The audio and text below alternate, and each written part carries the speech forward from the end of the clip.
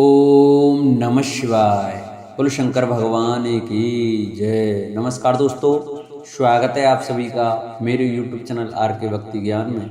भक्तों, आज हम आपको सोमवार के दिन सुनी जाने वाली भगवान शंकर और माता पार्वती की व्रत कथा सुनाएंगे। तो सभी भक्तजन हमारी कथा को श्रद्धा भाव और प्रसन्न चित्त मन से सुने। जो भक्त हमारे चैनल पर नए आए हैं, जो हमारे चैनल को नए देख रहे हैं, अभी तक हमारी वीडियो को लाइक नहीं किया है, वो वीडियो को लाइक करें, चैनल को सब्सक्राइब करें और कमेंट में ओम नमः शिवाय, ओम उमा महेश्वराय नमः अवश्य लिखें।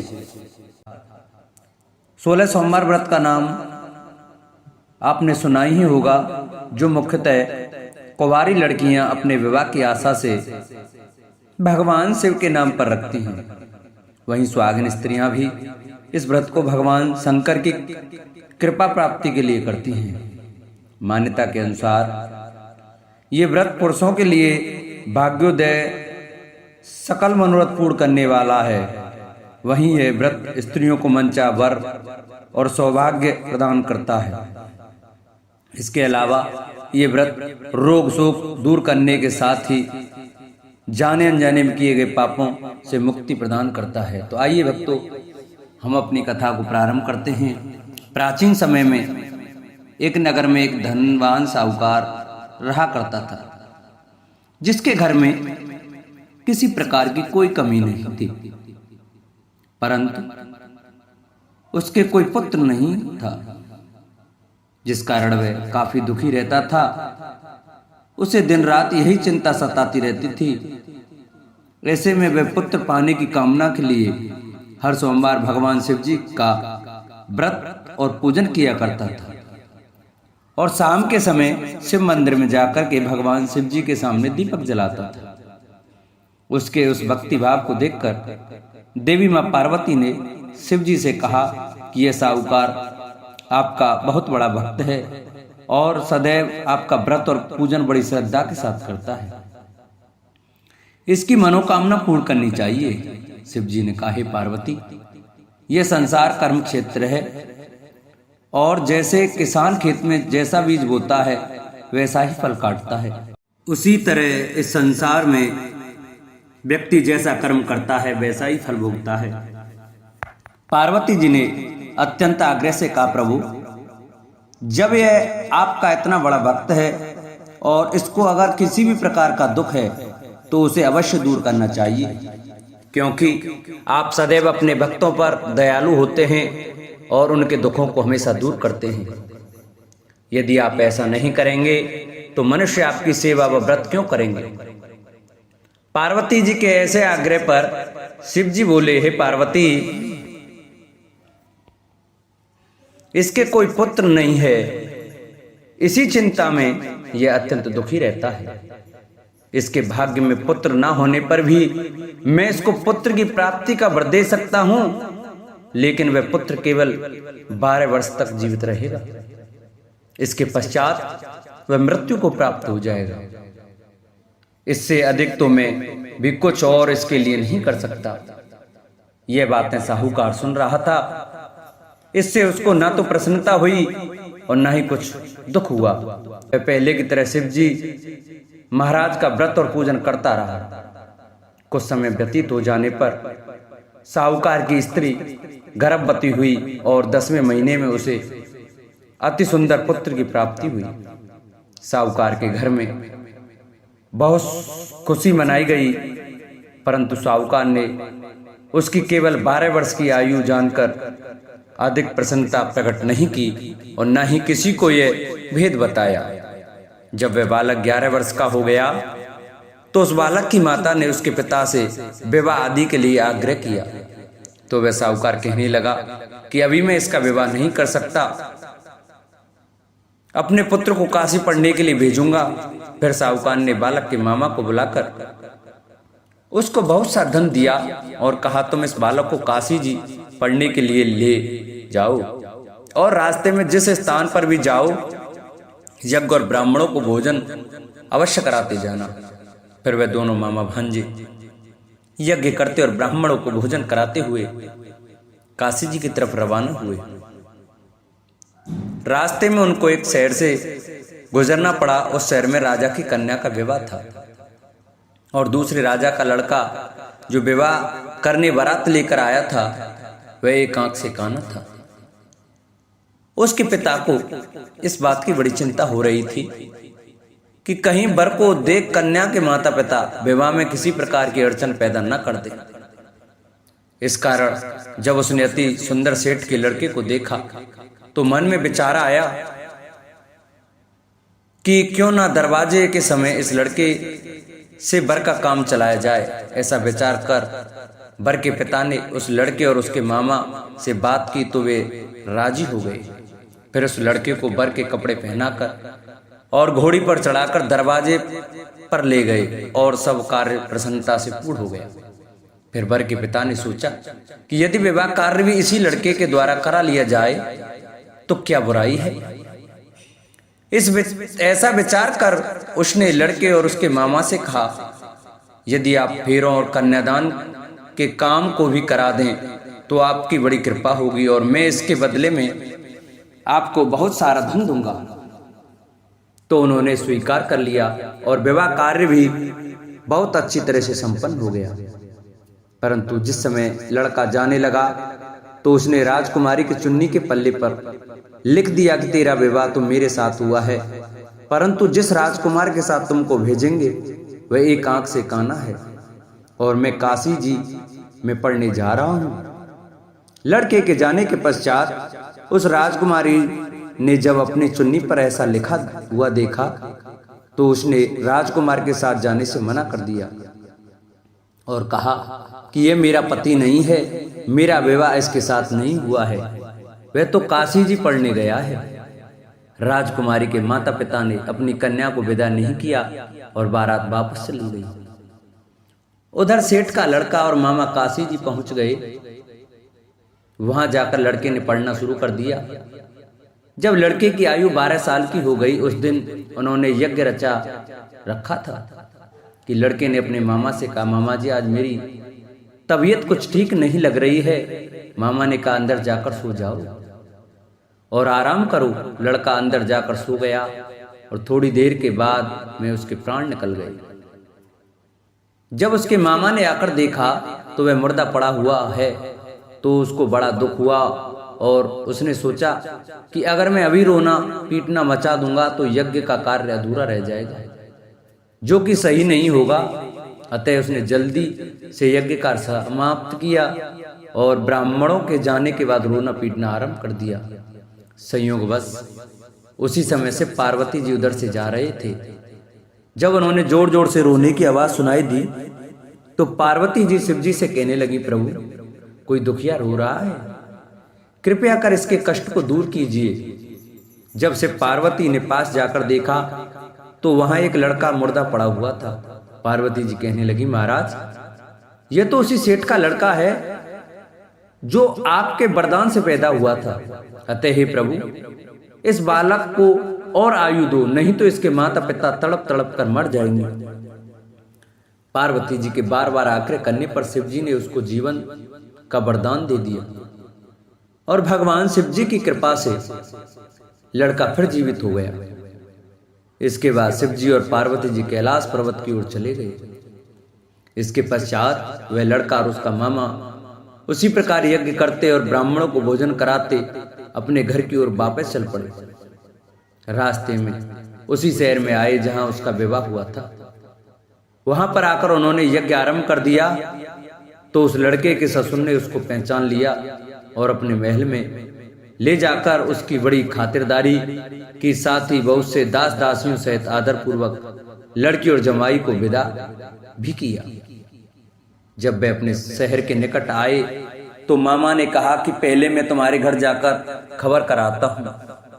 जब उस लड़के का मामा घर पहुंचा तो लड़के के माता पिता घर की छत पर बैठे हुए थे और यह प्रण कर रखा था कि यदि हमारा पुत्र सकुशल लौट आया तो हम राजी खुशी नीचे आ जाएंगे, नहीं तो छत से गिरकर अपने प्राण त्याग देंगे। इतने में उस लड़के के मामा ने आकर यह समाचार दिया कि आपका पुत्र वापस आ गया है। तो उनको विश्वास नहीं आया तब उसके मामा ने शपथ पूर्वक कहा कि आपका पुत्र अपनी स्त्री के साथ बहुत सारा धन साथ लेकर आया है। तो सेठ ने आनंद के साथ उसका स्वागत किया और बड़ी प्रसन्नता से साथ रहने लगे। माना जाता है कि इसी प्रकार से जो कोई भी सोमवार के व्रत को धारण करता है अथवा इस कथा को सुनता है उसकी समस्त मनोकामनाएं पूरी होती हैं। दूसरी कथा इस प्रकार से है। एक बार भगवान भोलेनाथ और माता पार्वती जी मृत्यु लोक घूमने की इच्छा से मृत्यु लोक में आए।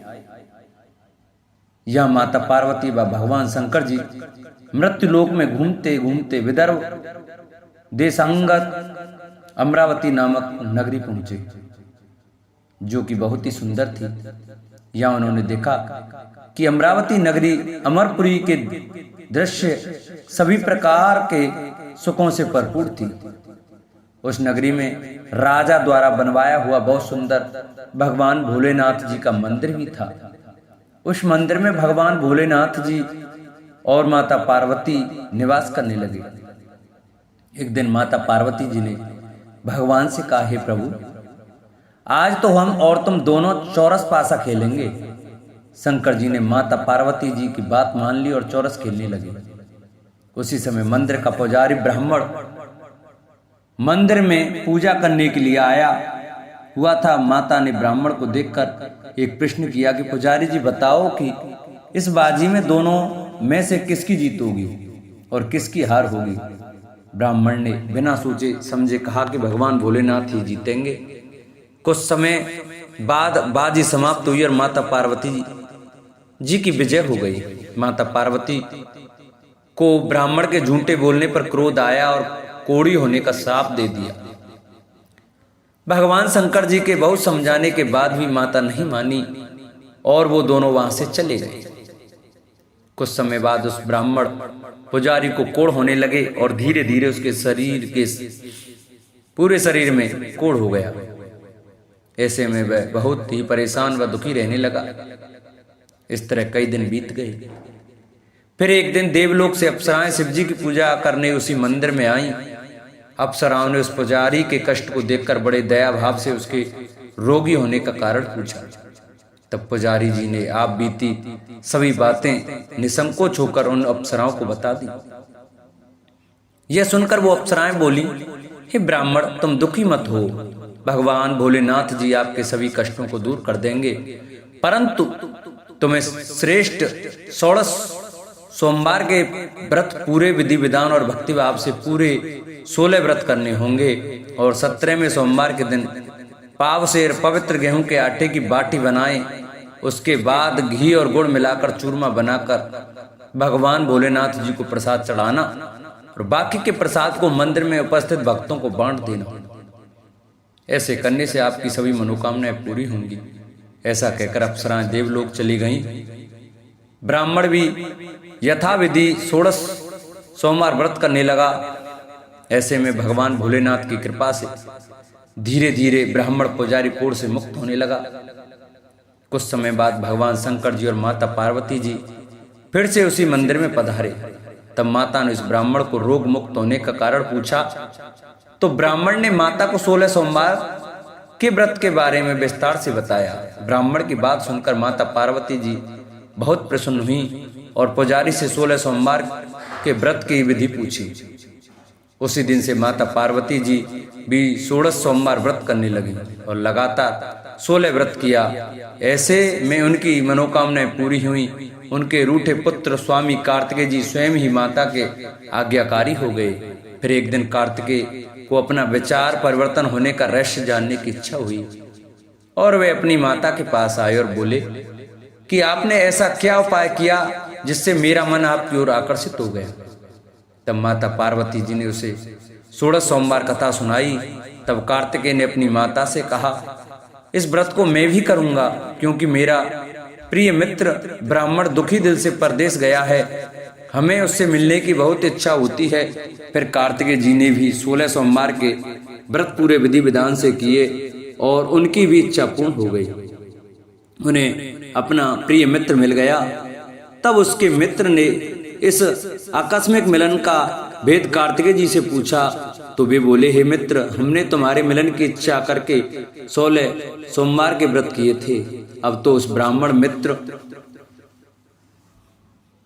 हो अपने विवाह की बड़ी इच्छा हुई और वह भी 16 सोमवार व्रत पूरे विधि विधान से करने लगा। एक दिन वह किसी काम से विदेश गया और वहां के राजा ने अपनी पुत्री का स्वयंवर रखा था। उस राजा ने राजकुमारी के विवाह के लिए यह शर्त रखी थी कि जिस राजकुमार के गले में सब प्रकार रेड़ गारित हथनी माला डाल देगी, मैं उसी के साथ अपनी बेटी का विवाह करूंगा। भगवान शिव जी की कृपा से ब्राह्मण भी उस स्वयंवर को देखने के लिए एक और बैठा हुआ था। उसी समय हथनी वहां पर आई और उस ब्राह्मण के गले में जयमाला डाल दी। इस तरह राजा की प्रतिज्ञा के अनुसार बड़ी धूमधाम के साथ अपनी पुत्री का विवाह उस ब्राह्मण के साथ पूरे विधि विधान से कर दिया और उसे बहुत सारा धन देकर सम्मान पूर्वक संतुष्ट किया और वो दोनों सुख पूर्वक रहने लगे।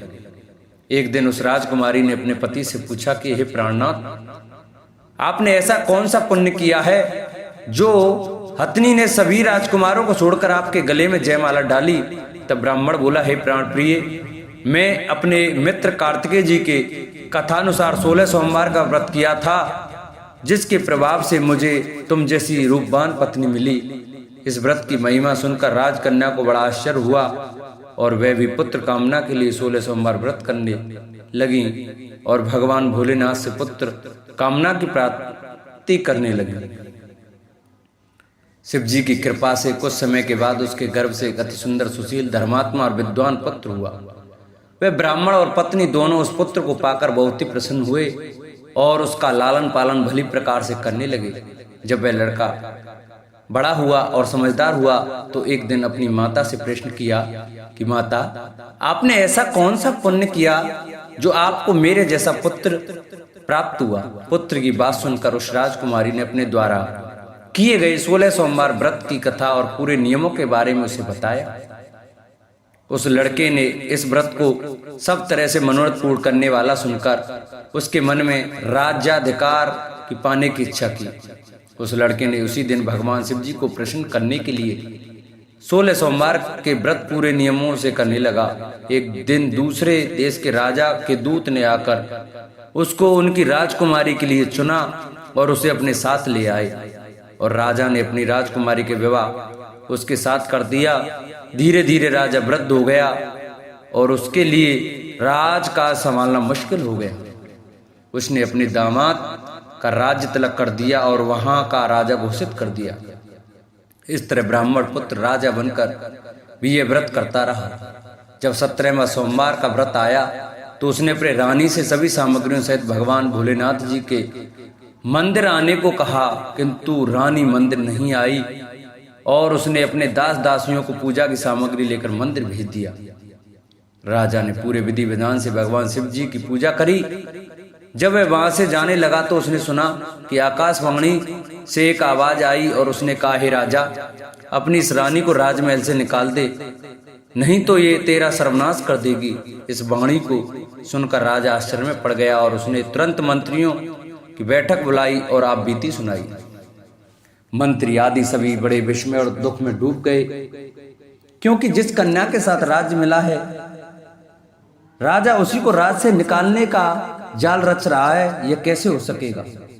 अतः में राजा ने अपनी रानी को राजमहल से निकाल दिया। रानी दुखी हृदय से अपने भाग्य को कोसती हुई अपने राज से बाहर चली गई। बिना चप्पलों के और फटे वस्त्र पहने भूखी प्यासी धीरे धीरे चलकर एक नगर में जा पहुंची। उस नगर में एक बुढ़िया रोज सूत काट कर बेचने जाती थी। रानी की करुण दशा देख बुढ़िया बोली, तू मेरे साथ चल, मेरे सूत बिकवा दे, मैं वृद्ध हूँ, भाव नहीं जानती हूँ। यह सुनकर रानी बुढ़िया के सिर से सूत की गठरी उतारकर अपने सिर पर रख ली। अचानक से आंधी आई और बुढ़िया के सभी सूत हवा में उड़ गए।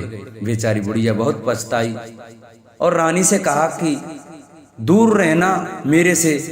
अब रानी एक तेली के घर गई और काम मांगने लगी कि अचानक से उस तेली के सभी मटके शिवजी के प्रकोप से चटक गए। ऐसी दशा देखकर उस तेली ने रानी को अपने घर से निकाल दिया। इस प्रकार रानी अत्यंत दुख पाती हुई एक नदी के तट पर गई तो देखा कि नदी अचानक सूख गई। उसके बाद रानी एक वन में गई। वहां जाकर उसने एक सरोवर देखा और वह पानी पीने के लिए सरोवर की सीढ़ी उतरी और पानी पीने के लिए जैसे अपने हाथों को आगे बढ़ाया तो देखा कि सरोवर का पानी नीलकमल के सदृश जल असंख्य कीड़ों में गंदा हो गया। रानी ने अपने भाग्य का दोषारोपण करते हुए उस सरोवर का जल पीकर अपनी प्यास बुझाई। आराम करने के लिए एक पेड़ की शीतल छाया में विश्राम करने के लिए लेटी तो देखा कि उस पेड़ की सभी पत्तियां झड़ गईं। ऐसे में रानी जिस पेड़ के नीचे जाती उसी पेड़ की पत्तियां अपने आप झड़ जाती। वन सरोवर और पेड़ों की ऐसी दशा देखकर गाय चराते हुए ग्वालों ने अपने गोसाई स्वामी जी से सभी बातें बता दी। गोसाई जी के आदेशानुसार ग्वाले रानी को पकड़कर गोसाई जी के पास ले आए। रानी की मुख कांति और शरीर शोभा देखकर गोसाई जी जान गए कि यह कोई विधि की गति की मारी कुलीन अबला है। ऐसा सोचकर गोसाई जी ने रानी से कहा कि हे पुत्री, मैं तुमको पुत्री समान रखूंगा, तुम मेरे आश्रम में ही रहो और मैं तुम्हें किसी प्रकार का कष्ट नहीं होने दूंगा। गोसाई जी के ऐसे वचन सुनकर रानी को थोड़ी धीरज मिली और वह आश्रम में ही निवास करने लगी। आश्रम में रानी खाना बनाती तो उसके खाने में कीड़े पड़ जाते और जब वह पानी भर के लाती तो उसके में भी कीड़े पड़ जाते। अब तो गोसाई जी भी बहुत दुखी हो गए और रानी से बोला कि बेटी, तेरे पर कौन से देवता का कोप है जिससे तेरी ऐसी दशा है। गोसाई जी की बात सुनकर रानी ने कहा कि अपने पति के साथ भगवान शिव जी की पूजा करने नहीं जाने की पूरी कथा सुनाई। रानी की बात सुनकर गोसाई जी ने उसे इस कोप से मुक्त होने के लिए 16 सोमवार व्रत की कथा पूरे विधि विधान से करने को कहा। गोसाई जी की बात सुनकर वह प्रत्येक सोमवार का व्रत पूरे नियम से करने लगी। जब रानी के पूरे 16 व्रत हो गए और जब उसने 17वें सोमवार का व्रत किया और रोज की तरह भगवान भोलेनाथ की पूजा कर रही थी तो भगवान शिव जी के प्रभाव से राजा के मन में अपनी रानी का विचार उत्पन्न हुआ और सोचा कि मेरी रानी को गए बहुत समय बीत गया, न जाने कहां कहां भटकती होगी, मुझे उसे ढूंढना चाहिए। राजा ने यह सोचकर अपनी रानी की तलाश में चारों दिशाओं में अपने सैनिक को भेजा। सैनिक अपनी रानी को ढूंढते हुए गोसाई जी के आश्रम में आ पहुंचे। सैनिक अपनी रानी को वहां पाकर पुजारी जी से अपनी रानी को साथ भेजने के लिए कहा, किंतु गोसाई जी ने मना कर दिया और सैनिक चुपचाप लौट गए। राजा को सभी बातें बताई। तब राजा स्वयं रानी को लेने गोसाई जी के आश्रम आए और पुजारी जी से प्रार्थना करते हुए बोले, महाराज, जो देवी आपके आश्रम में रहती है वो मेरी पत्नी है। शिव जी के कोप में से मैंने इसे त्याग दिया था। अब इस पर से भगवान शिव जी का कोप शांत हो गया है, इसलिए मैं इसे लेने के लिए आया हूँ। आपकी आज्ञा हो तो मैं इसे ले जा सकता हूँ। गोसाई जी ने राजा के वचनों को सत्य समझकर रानी को राजा के साथ जाने की आज्ञा दे दी। गोसाई जी की आज्ञा पाकर रानी अपने पति के साथ अपने राज्य के लिए चल दी। रानी के आने की खबर पाकर राज्य के निवासी अनेक प्रकार के बाजे बजाने लगे। नगर के दरवाजे पर तोरण बंदरवारों से विधि से नगर को सजाया। नगर में घर घर में मंगल गान होने लगे। पंडितों ने विविध वेद मंत्रों का उच्चारण करके अपनी रानी का स्वागत किया। इस प्रकार रानी ने अपनी राजधानी में पुनः प्रवेश किया। राजा ने अपनी रानी के आने की खुशी में ब्राह्मणों को अनेक प्रकार के दानादि देकर संतुष्ट किया। याचकों को धन धान्य दिया और पूरी नगरी में जगह जगह सदा व्रत खुलवाए, जहां भूखों और गरीबों को खाने को मिला। इस प्रकार राजा रानी भगवान भोलेनाथ जी की कृपा से सभी प्रकार के सुख भोगते हुए और 16 सोमवार व्रत की कथा करते रहे। अंत में अनेक प्रकार के सुख भोगते हुए शिवपुरी को पधारे। इसी कारण कहते हैं कि जो मनुष्य भगवान भोलेनाथ जी की भक्ति मन वचन कर्म द्वारा 16 सोमवार के व्रत पूरे विधि विधान से करेगा, वह इस मृत्यु लोक से समस्त सुख को भोग कर अंत में भगवान के चरणों में शिवपुरी को प्राप्त होगा और इस व्रत के करने से सबके मनोरथ पूर्ण होंगे। बोलो शंकर भगवान की जय। जिन भक्तों को हमारी यह सोमवार की व्रत कथा अच्छी लगी हो वो हमारी वीडियो को ज़्यादा से ज़्यादा शेयर करें। जिन्होंने अभी तक चैनल को सब्सक्राइब नहीं किया है वो हमारे चैनल को सब्सक्राइब करें और बगल में घंटी का बटन अवश्य दबाएं, जिससे कि हम जो नई वीडियो अपलोड करें उसका नोटिफिकेशन आपके पास अवश्य पहुंचे। हमारी वीडियो को लाइक करें और कमेंट में ओम नमः शिवाय, ओम उमा महेश्वराय नमः अवश्य लिखें। बोलो शंकर भगवान की जय, बोलो शंभूनाथ की जय।